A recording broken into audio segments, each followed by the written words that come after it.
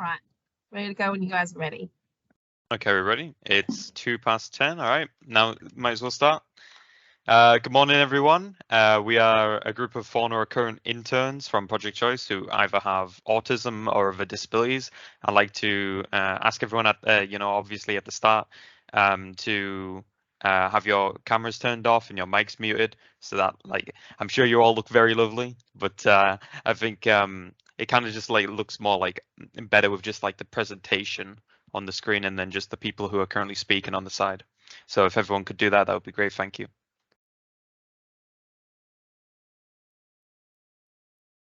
Okay, great.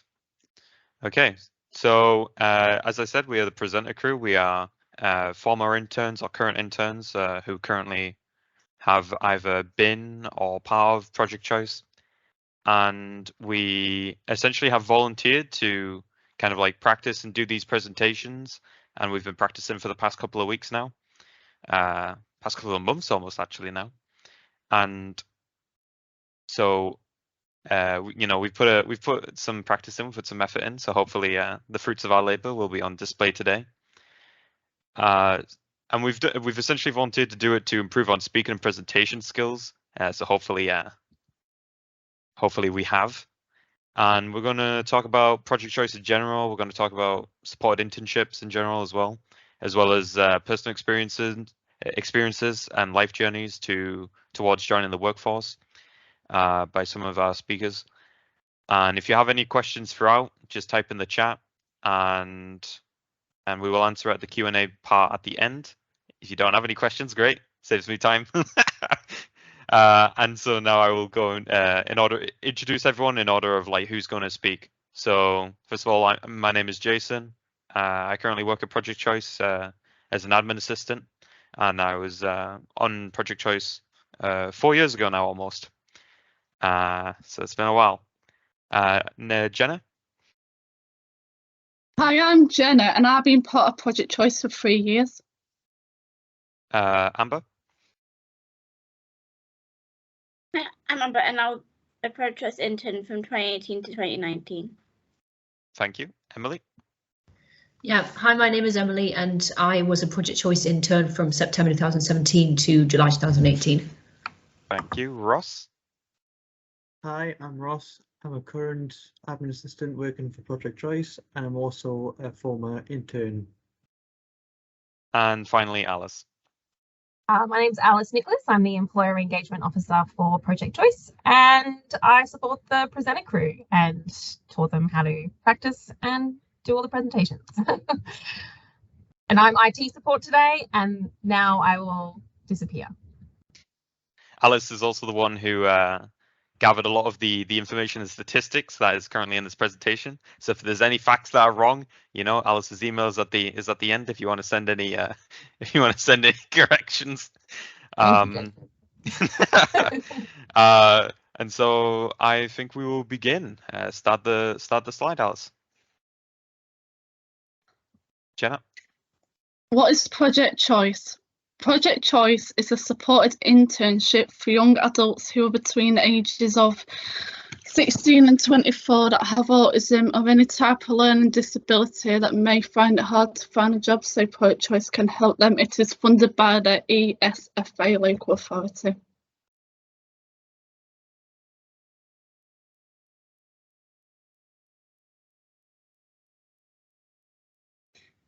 Our unique approach has 6 steps. First one being education, then work placements, then mentors, social inclusion, outreach, and individual planning. Education is you have half a day of maths and English at a local college and half a day of employability, which interns are advised to travel to and from independently. Work placement, you get a choice of work experience throughout. You have 3 batches, one from September to January, one from January to April, and then from April to July, where the ceremony will be. The mentors are trained support and extra support when needed. They've all been briefed on how to support you specifically and what it takes to be a good mentor and the training required and that sort of thing. Social inclusion, peers and workplace connections. You will get an opportunity to be involved in parts of your local project choice group, including going out for meals or doing other fun activities. For example, at the end of December for like a Christmas meal. Outreach, referrals to relevant community services. Example of this is not only going into schools to talk about how great project choice is and the benefits of it, but also being part of the project choice council, where you speak to different project choice areas around the UK, including Darlington and Durham, and these groups are currently expanding. And then individual planning, vocational and educational assessments if needed.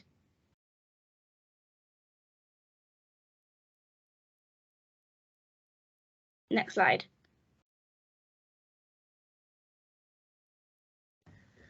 Okay, so how does the project choice structure work? Well, there are 3 different stages when you go into project choice, and they're all for young people between the ages of 16 and 24. There is stage 1, 2 and 3 work experience supported internships, and then either employment or apprenticeship. And this can vary depending on the individual and the student, and what their preferences are and what their career ambitions are.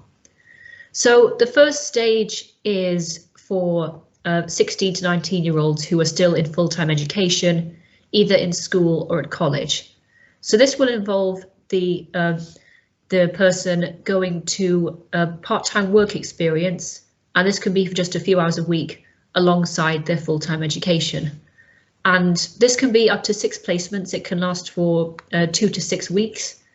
And if they're successful in that, then they have the choice to either go into full-time employment or go on to stage 2. So stage 2 is a supported internship program. This is for 16 to 24-year-olds who are looking to get into full-time employment or to get experience in employability in different sections of the workplace. And so this is a 1-year full-time education program covering the area of 12 months. And this will help them into different pathways to full-time employment or further education, depending on what the student decides they want to do in the end. So this involves 1 day of education in a chosen college and 4 days in 12-week placements in their chosen field. And depending on how that goes, there are a maximum of 3 placements. They can either do 1 placement and then go into full-time employment, or they can do a maximum of 3 and go on to either full-time employment or a further education course. Again, it's entirely optional. It all depends on what the student decides to do. Then finally, at the top, there's stage 3. This is employment or an apprenticeship program. And this is to help to build on the skills that the student gained throughout either stage 2 or stage 1, depending on what they did beforehand. This can help lead them on to paid employment, volunteering, apprenticeship programs, joining the Twin Princes Trust, or preparing them for mainstream work schemes, depending on what pathway they choose. Okay, next slide.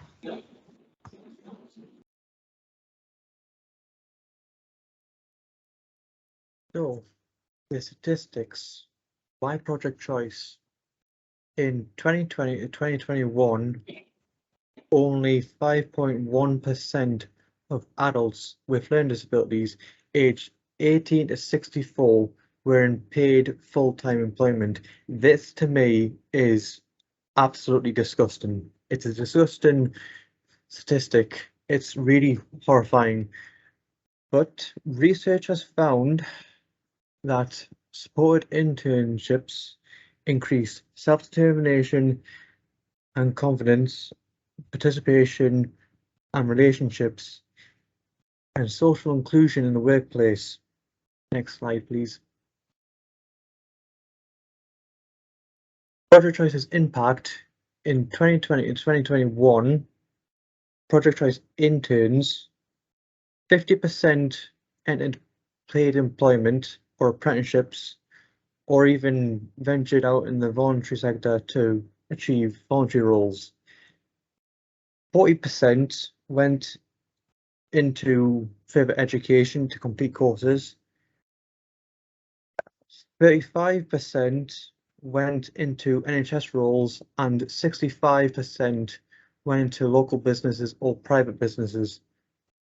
That to me is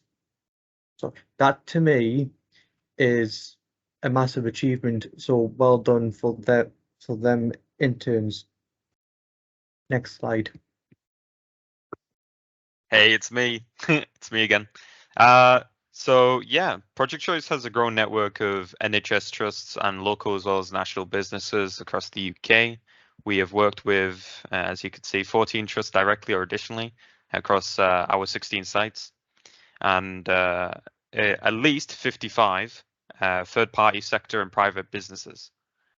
And so it's good to we partner with local hospitals and NHS trusts because they provide a very close partnership with us. We're obviously funded by HE, and so having that cooperation with like a large kind of like role and job and an experience provider is very vital to even setting up like additional sites, because then you can guarantee that close cooperation with at least one major partner to kind of like source experience jobs from and such. And the NHS is essentially a micro ecosystem of roles. You've got domestics, you've got sterile services, pathology, you've got like a lot of possible roles that people could like be interested in and want to do. And so to have them provide like so many options and be so reliable is very vital to how we function as a supported internship program. So it's always a good start off point for new cohorts to have a partnership with a local trust and to cooperate closely on placements and like time management and stuff. We grow each year. We're constantly growing by at least 5 to 6 cohorts a year at bare minimum. And we've also gained up to 20 new businesses in the past year, I believe. And it's good that we're like outreaching to private businesses as well as just our placements within the trusts, because it's good to source more placements. It's good to give more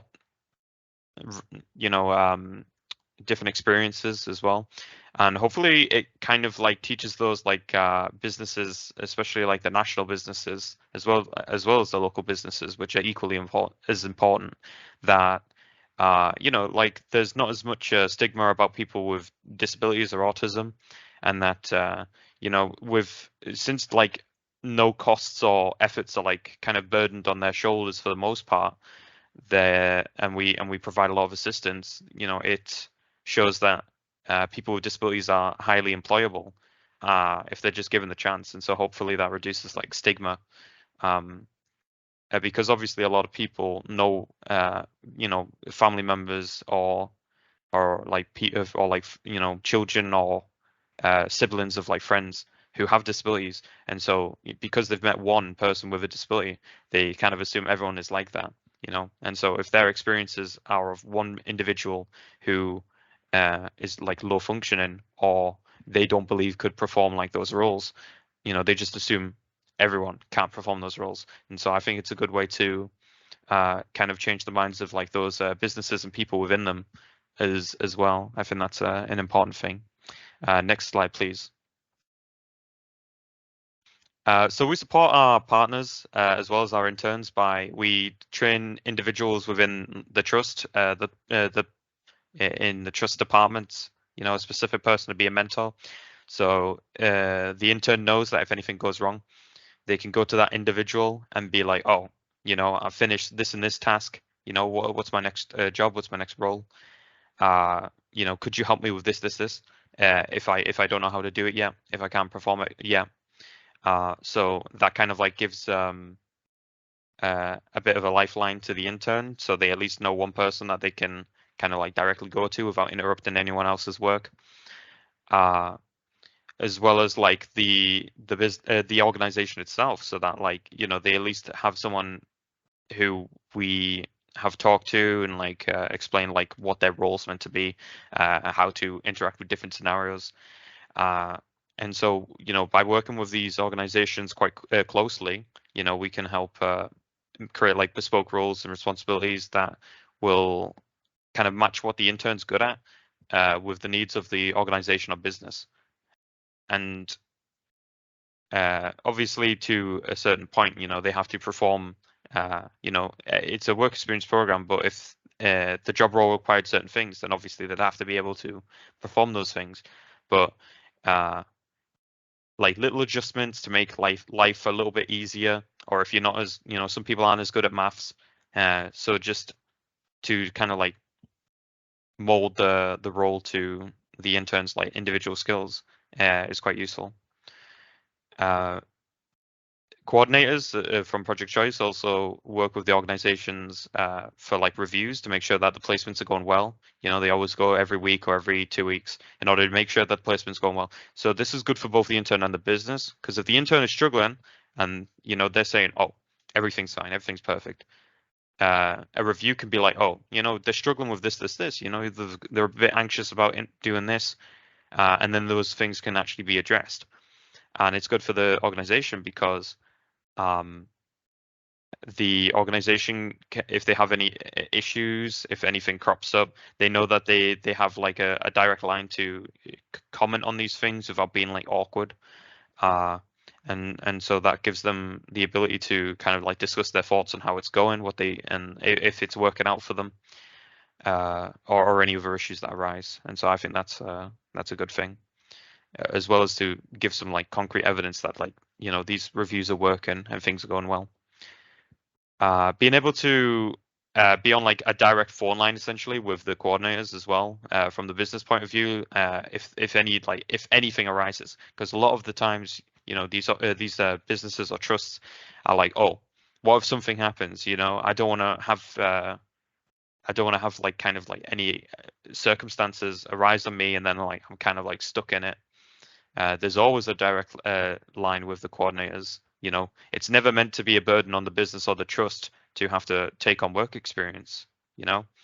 And so we do all this like to zero cost to the business, you know, we provide everything, the project essentially.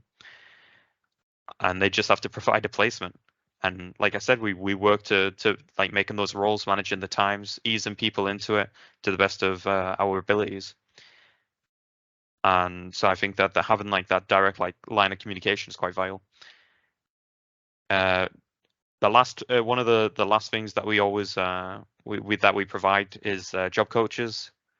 Job coaches are pretty vital because we do provide like independence training, such as, you know, like how to actually physically get to the work to the placement, you know, like by getting the bus, or even just if people have like a lot of anxiety and they're not used to interacting with like large groups of new people who are totally alien to them. And so having a job coach there to just ease people in like at the start, it's like having the shorter hours at the start of the placement, you know, it's to ease people in. And that's what the purpose of the job coach is. They're not there to be a permanent, permanently on the side of the intern, you know, because the whole point is to be independently working. They're just there to give some to be like kind of like a reliable like presence to help if anything needs help, and to, you know, ease them into work. That's the whole point. like coach them into work. And so it's obviously, you know, temporary, but like that is always like a good stopgap. If people are struggling to, you know, get to placement, go into placement, and like be content and like happy there. And next slide, please.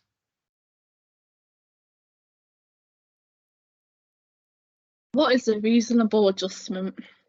A reasonable adjustment is something that is changed or done to move a barrier for a person with a disability to participate in or complete a task. On average, adjustments only cost £75, but most of the time they are free.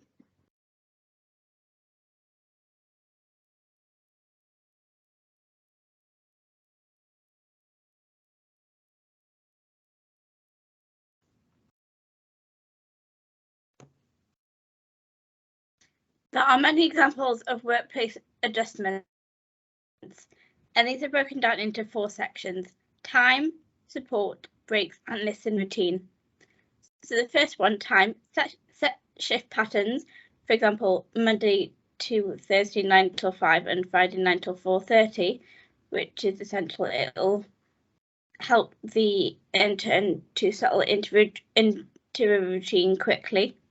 Later start times, so to plan for any traffic or delays or works which may be caused by public transport or getting there on time, like the weather conditions. Transitioning to longer work hours, doing it in baby steps. For example, if the intern is currently working 9 till 12, transition it so it's 9 till 1, 9 till 2, each and every single week, so that it's like reasonable with taking baby steps without overwhelming the intern. Longer time set to complete tasks. That's pretty self-explanatory. Support, meet and greet, informal introductions. Go there a week before or visit the intern at a mutual location. Daily morning catch up to find out what's gone well the day before or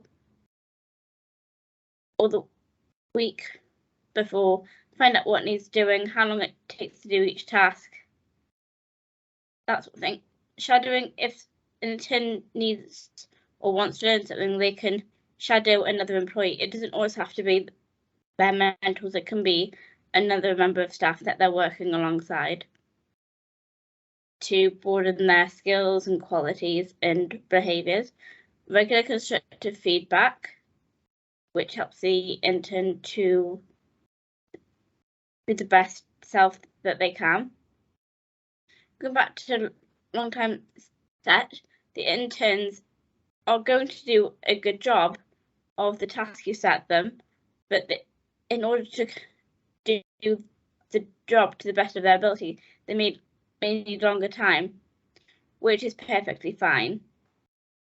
Breaks, shorter breaks more often. For example, if it's a long hospital shift, you're on your feet for long periods of time, then you need to have regular sit-down breaks. And if it's an office job where you sit down in a chair for a long period of time, then you have to get up and walk around just to make sure that you're not stiff or develop any weakness in your joints or anything. Keeping a routine of tasks and break times, which is essential.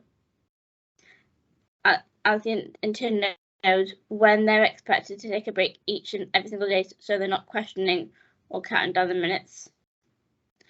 Say, for example, you can go for a break for 10 minutes after this specific task.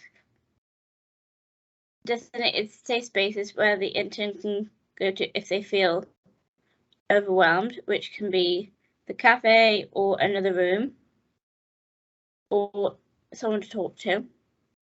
Listen routine, written and or picture-based tasks. For example, in office, you may need a telephone pad with your the caller's name, number, the notes of the call, and who it's intended to, and then you can then take it off your to-do list once you've then send the email or once it's been passed to the relevant person. Broken down tasks, more detail on each step, which enables the intern to meet all of the criteria for each and every single task, and then bring their best and do it to the best of their ability without rushing or feeling overwhelmed, and very clear routines as well, which helps them to not be as overwhelmed as if they didn't have clear routines and sense of calmness and enjoyment for both the intern and the employer with the routines. For example, going on the breaks at the same time each day, coming in and leaving at the same time, which makes them enjoy more and not worry at all. Next slide, please.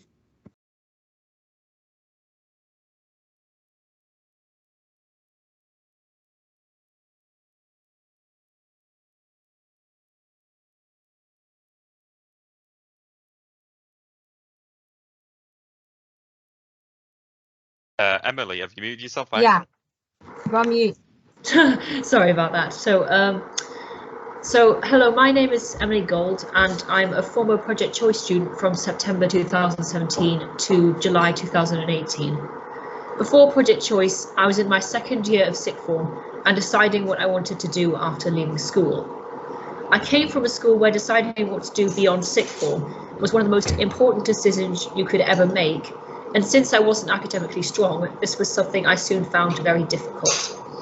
I knew I wanted a career in an NHS role, but I knew very little about how to gain experience in the Newcastle hospitals.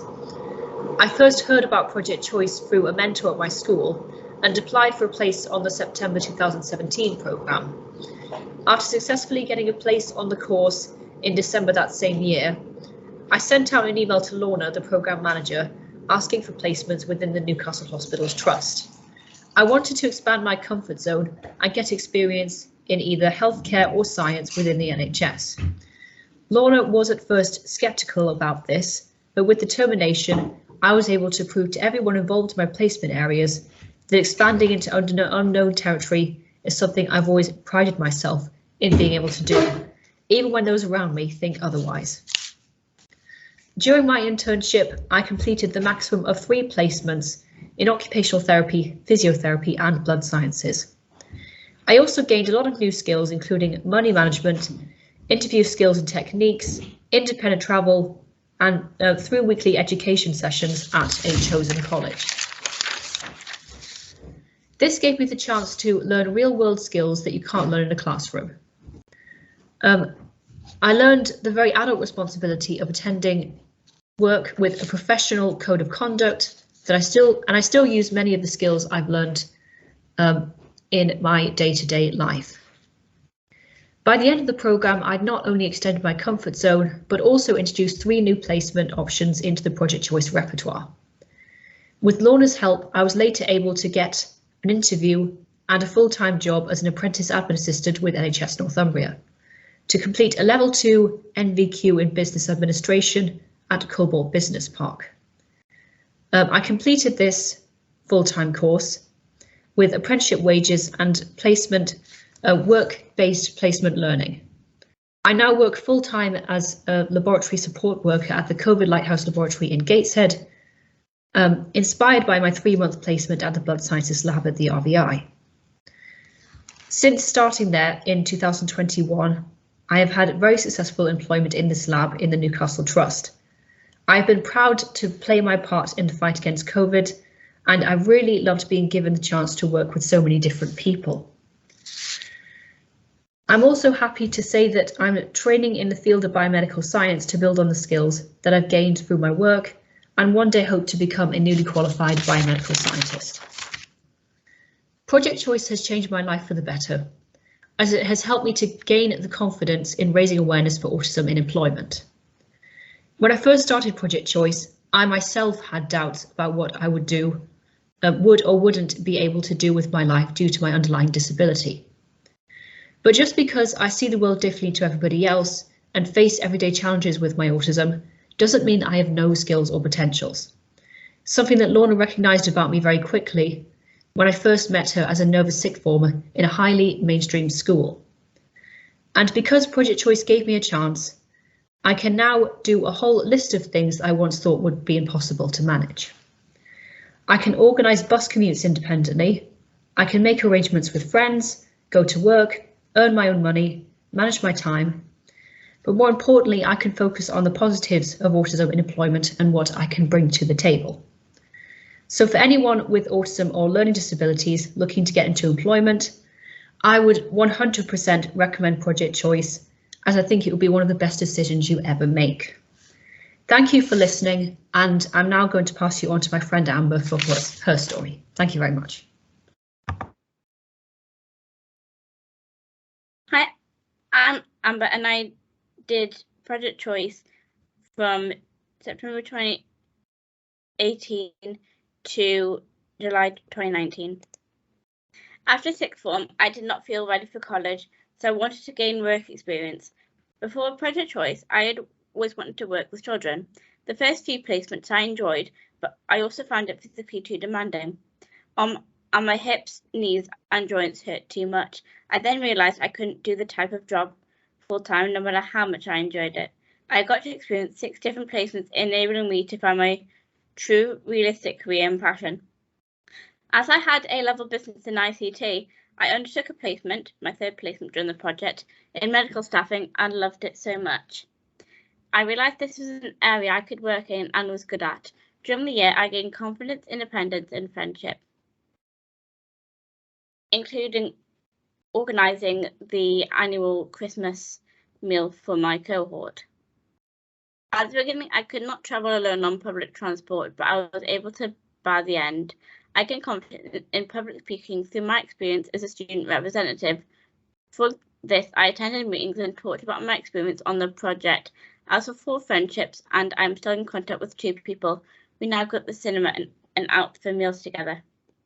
And as I previously mentioned, I talked to many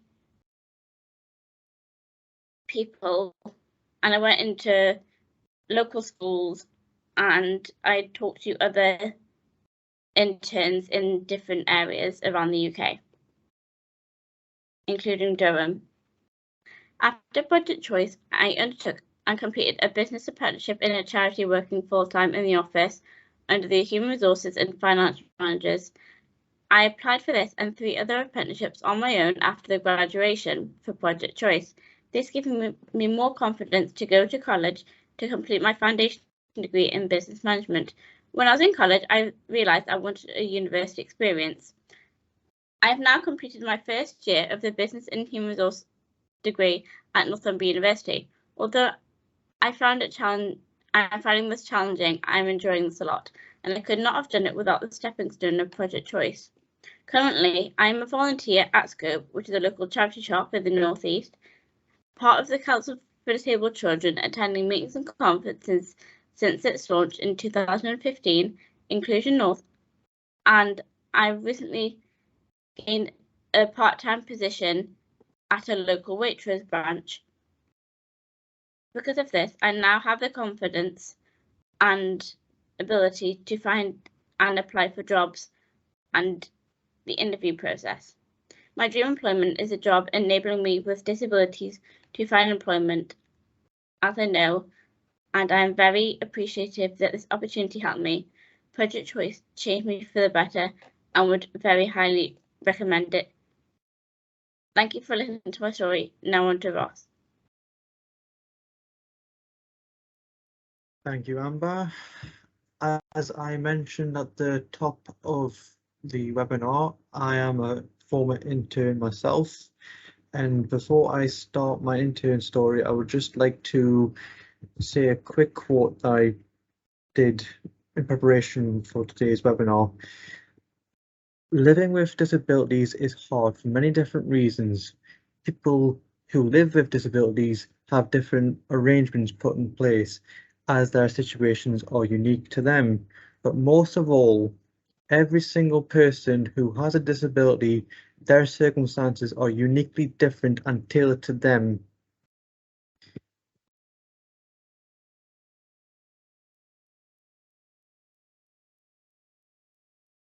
Before I was fortunate enough to be a part of the Project Choice internship, my life was a mess. It was the perfect definition of a car crash. It really was. I had no confidence, poor communicational and social skills because I would either be too shy, nervous, or just anxious. I went to a special school and became very familiar and very comfortable being in around people, my peers and my friends who had similar or identical disabilities to me. I also liked the routine of the school. I had the option to try my luck at joinery for work experience, which I took to like a swan takes to water. I absolutely loved it so much so I immediately enrolled myself after school onto a 2-year course on joinery at TMC. There I learned so much and saw so much. I saw some horrific workshop accidents because the learners there were they didn't respect the tools that we were using for that particular project. I also got paired with a support worker to help me understand the basic skills, and with her help I was able to not only get the hang of it but successfully finish my joinery course. I then transitioned into the main campus at time at college to try my luck at engineering, which I would later go on to get into BTEC. However, it was there where everything changed for the worst. I was subject to being harassed, bullied, and called vicious names. This affected me badly, my confidence, social, and personality, and above all else, my mental health suffered severely. While I was learning to drive, I got my diagnosis of being autistic. I remember being so angry because I thought it was yet another label being added to the collection, a collection that included being epileptic, a hemiplegic, and a person who has learning disabilities, just to name a few.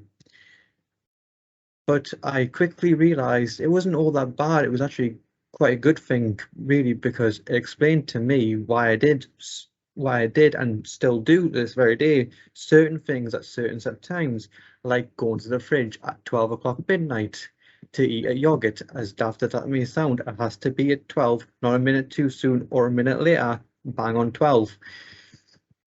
And it also explained to me why I was so freakishly smart when it came to aviation, because it was my area of interest. Now I'm not going to tell you why or how a plane flies because we just don't have enough time for that. But after I left college, I had no idea what I wanted to do with my life, so I just proceeded to sit back on my sofa and watch months go by. After a year of doing absolutely nothing other than walking the dog, going to bed at stupid o'clock in the morning and waking up at stupid o'clock in the afternoon on the days that I decided to wake up, I decided to give Project Choice a chance. Once I was successfully enrolled onto the Project Choice, my first placement was in the materials management team led by Mark Stryker. My role was to supply essential medical equipment to all the trust.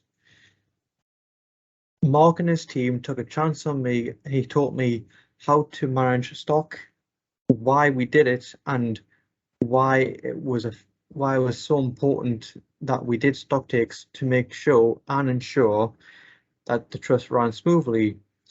I also did a placement in Portering for a short while too. I really enjoyed my time working within Mark's team. I credit him a lot for helping me regain my confidence, because they were and still are very approachable and above all else friendly. for me personally to have such a traumatic experience from going into college and losing faith in people altogether, to come into an environment, a support environment, where the knowledge situation surrounded me, it meant everything to me. I graduated Project Choice in July 2018. After my graduation, I applied for numerous jobs and I successfully got an apprenticeship. And on that apprenticeship, I started at Hope Park, Sunderland. I learned during my time there how to do telephone triages, rapid responses, archiving and scanning, just to name a few tasks. After 4 months, my mentor gave me the opportunity to work alongside him in his office as an administration assistant. Excited by this, I immediately said, yes, please. So off I went to the training department at St. Nicholas Hospital, where I learned organizational skills, customer service, communicational, and learning to deal with difficult customers and being flexible.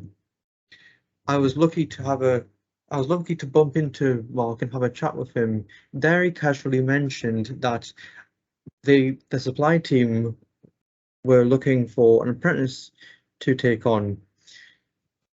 So after a few conversations later, I rejoined the supplies as an apprentice, which I absolutely loved.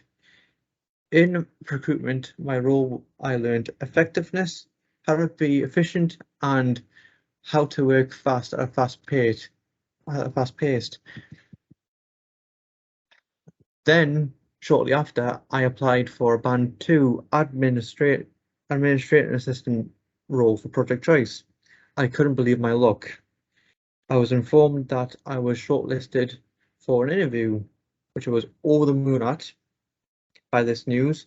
I was very anxious about the interview. I thought it didn't go too well, but I was surprised and delighted that I was informed that I got the job. I was allowed to complete my apprenticeship part-time whilst also working part-time for Project Choice. Then COVID happened and everything stopped. My apprenticeship was suspended and it ended. It was supposed to end in April 2020, but it was put on hold and I was told I could no longer come into my placement, and vice versa with Project Choice.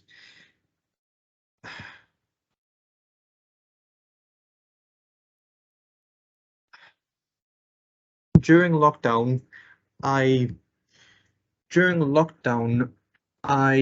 remember being told to get on with tasks that I could not understand, but fortunately for me, my bosses at Project Choice supplied me with in-depth, step-by-step guidance how to achieve and successfully complete those tasks, which I'm so grateful for and beyond happy about. Almost a year later from that point, I completed my apprenticeship, which I achieved a distinction grade, which I'm so very happy about and very proud of myself for achieving. I'm now currently working towards my level 3 in business admin, and I was nominated for an award in 2020 for my hard work, which unfortunately I wasn't successful at getting, but I was very honoured to be nominated. I owe everything, and I mean everything, to Project Choice. It transformed my life for the better. The team helped me and encouraged me to do and try new things and work to my full potential, and they were there to support me, and I'm beyond happy and grateful to work alongside some of the most kindest, understanding, patient and lovely people who I've ever met. They are they really executed their core value of making a difference. How I know this? Well, they made one hell of a difference to my life. So I have nothing but thanks to say to them.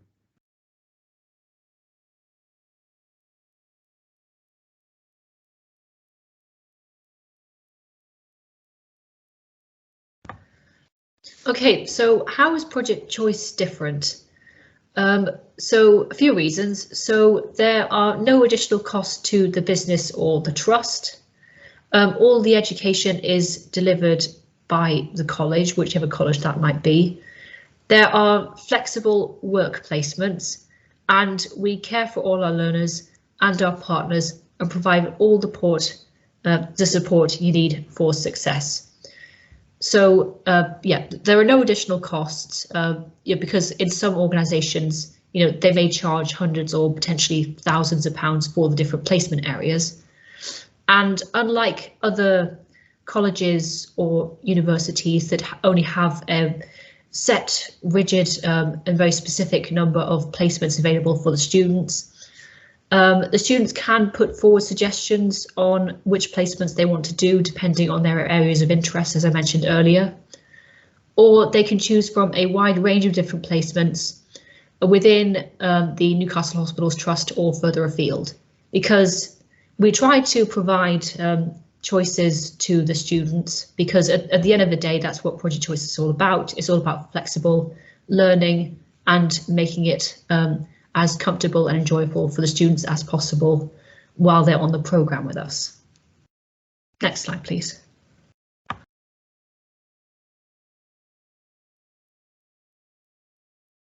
So if you're interested in finding out any more about Project Choice, or if you want to speak to me, my contact details are here, or I'll leave them in the chat. I just want to confirm something that Emily repeated a few times about whatever the college runs all of the education. The college is Project Choice. So Project Choice is the college. For some of the students, because they are in different areas, they see the college as being like a different place, but it's actually just Project Choice. We are an independent college. We do all the education.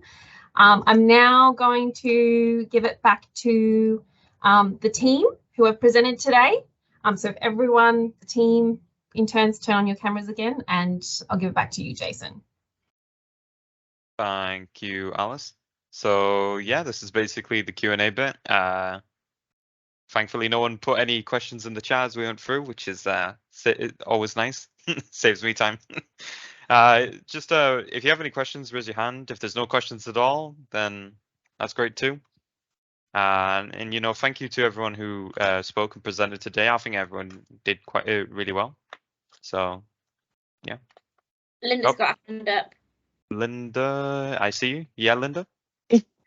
It's not a question, Jason. I just want to, I think on behalf of everybody that's listening, they'll all feel the same. So thank you so much for this presentation. It's been amazing. The college can only do what the college can do without having interns who've got the determination to do well. The college would do nothing. And the fact that you've been able to be honest, tell your stories. I do presenting as part of my job. I know how intimidating it is, and I'm incredibly impressed by what you've done this morning. So just want to thank you.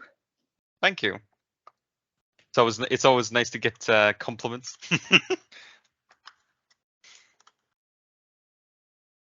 All right, so I think we're done for today. I mean, thank you everyone for coming.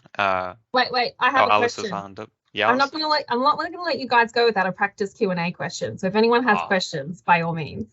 So Learning Disability Week has, the theme is living life with a disability.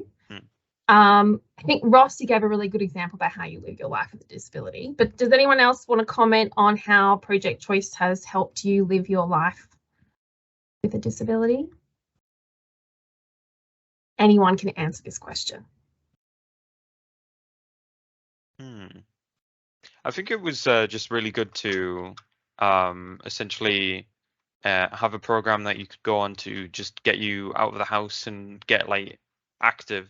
I think one of the main issues of people living life with disabilities is that often they're kind of like socially isolated, and so if they're not actively, if they haven't gained employment or in some kind of like apprenticeship program, by the time they're out of college, they kind of kind of just lounge at home, and then it becomes a self-fulfilling prophecy pattern of you just give up after a while. So I think project choice kind of like making people have to get up, go to work experience and placement, go to education day in college. I think that helps a lot with getting them more used to being around people, getting back into kind of like the workplace mentality, which I think like is very vital to do before people get too old to stop caring. We've got a few questions in the chat, and someone's got the hand up. Yeah, there's 2 people with their hand up. Jason, Okay. you want to ask them first? You can turn we'll your go cameras on. We'll go with Paula first. Paula? Hi, everybody. I, again, just wanted to reiterate my thanks to you all on a job well done this morning. But I do have a question. If there was anything that you would change about project choice or add to the experience of project choice, what would that be? Anyone have an opinion of that?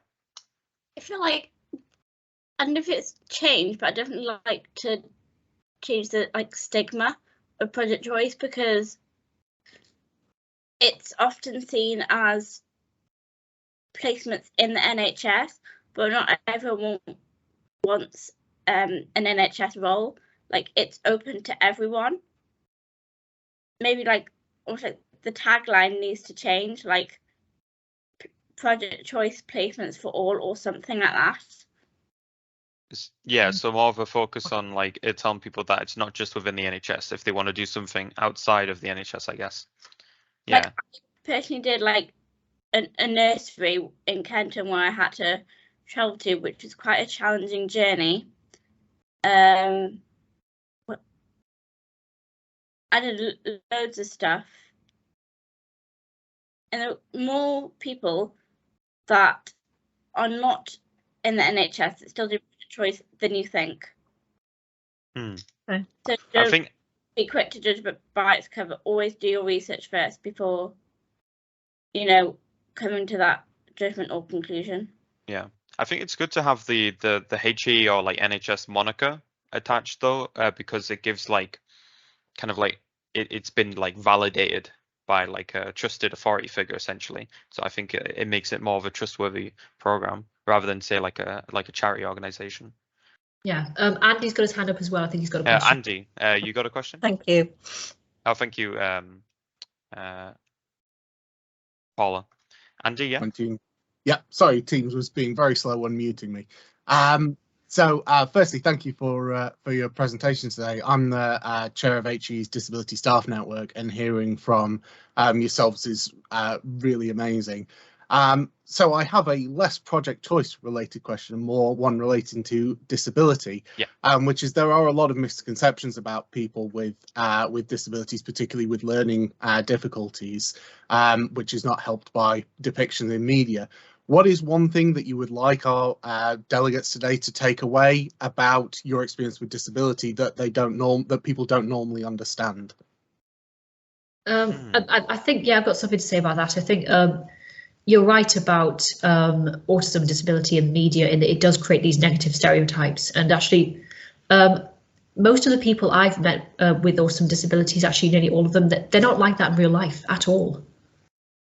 So yeah, it's just don't make assumptions based on what you see in media, and try and get to know the individual as a person before you make any sort of quick to judge assumptions. Yeah, I would also say it works in like the opposite way as well, where often in media it's like everyone's got savant syndrome almost, because it's like if there's something wrong with you, you've got to be extremely intelligent in particular things or something, and it's like savants are very, very rare, and even if people are savants, it's in very particular things like in memorization, and even then that's really niche, and so it doesn't really help when when people think they can throw a bunch of pencils in front of you and be like, oh, count it like Rain Man, or even like the Good Doctor or whatever. We are very we are much more capable of doing a lot more things than you think we can. Give us a chance and we will prove to you. And like minor adjustments, like the telephone pad or like a whiteboard, for example, small changes go a long way, and you will never know how appreciative that intern is until you see them flourishing in their job. Yeah, I think that's a really good point as well. Thank you, Andy, for your question. It was a really good one. Oh, thank you all. Got a lot of questions in the. Oh, Alison has a question as well. Look at us, we're so popular now. Yeah, Alison. Sorry about that. Hi, yeah, I did put it in the chat, but fantastic. Well done, everybody. I just wanted to ask about, whether any of you guys would be happy to come and talk to new students, or where we have assessment days, where we have young people applying for project choice, and we can stand up and talk about project choice, but actually I think certainly listening to you today, it comes across a lot more connected to another young person who could be going through the same things. I think it really connects a lot more. So as an area manager in Durham, I would very much love if one of you, or however, it doesn't have to be one, it can be a group, would come and speak at either one of our assessment days. We had actually got an assessment day on the 29th of June, so if anybody's available, it would be great, because yes, I'll put slides up, but hey, you were wonderful this morning, and it would be really a positive thing to have. So I'll speak to you guys and Alice maybe separately. Yeah. I mean, I can say in terms of my role, I work during Project Choice. I was fortunate enough, like I said, to to work with Nathan Baxter and the team who's previously on the call, and talk to students in Excelsior and a few other schools. And I also talked to professionals to then pass on to students. So I was quite fortunate enough to go into those schools and talk to students, teachers, and support staff, and everyone, and even give them the presentation. And then after the session, a few people talked to Nathan just to find out a little bit more about it. Yeah, because I'm sure that actually I won't be the only area that asks that after today. Yeah. I mean, like in real life, testimonials are always good. Like I went to a careers fair recently, and I think that it does help to kind of have like kind of like a real life example of like success stories regarding it, as well as like any if anyone has any misgivings about certain things, like you can answer it since you've been on it, kind of thing. So I think it's a good idea. Yeah. Yeah, Alice, you were saying, sorry? Yeah, so just we're running out of time, but I just wanted to ask, Simone had one question in the chat, and I wanted to ask Jenna if she could answer this one, but if anyone else wants to answer it, you can as well. So Simone has asked, what are your thoughts on the most positive or the best placement you've had? And do you think it changed the placement's mindset, or do you think it changed you for the better? What do you think, Jenna? I'm going to say the hangar's been my most positive placement, because I've learnt new skills, and like it's improved my confidence massively. I think. Can you explain what the hangar is for me? Yeah, so the hangar is a charity shop in Doncaster where people donate clothes, toys, puzzles, and like different types of furniture and stuff. So I've been sorting out the clothes at the hangar, hanging them up and that. So I've been learning like what gift aid is and all that. So yeah, I think it has changed my life for the better. Wonderful. Thank you. Okay, great questions, everyone. Great answers, everyone. And You know, obviously it's past 11. People are like, oh, I want to go. I want to go. But thank you for everyone who came today. Thank you for everyone who stayed. And obviously the presenter crew for even presenting. So Thank you, everyone. Presenter crew, if you could stay behind, that'd be great. Otherwise, thank you everyone for attending, and well done to our interns. Well done. Thank you. /ex-interns. bye everyone. Bye bye. Bye. Bye. Thank you. Bye. Bye. Bye. Bye. You got so many questions. You did very well.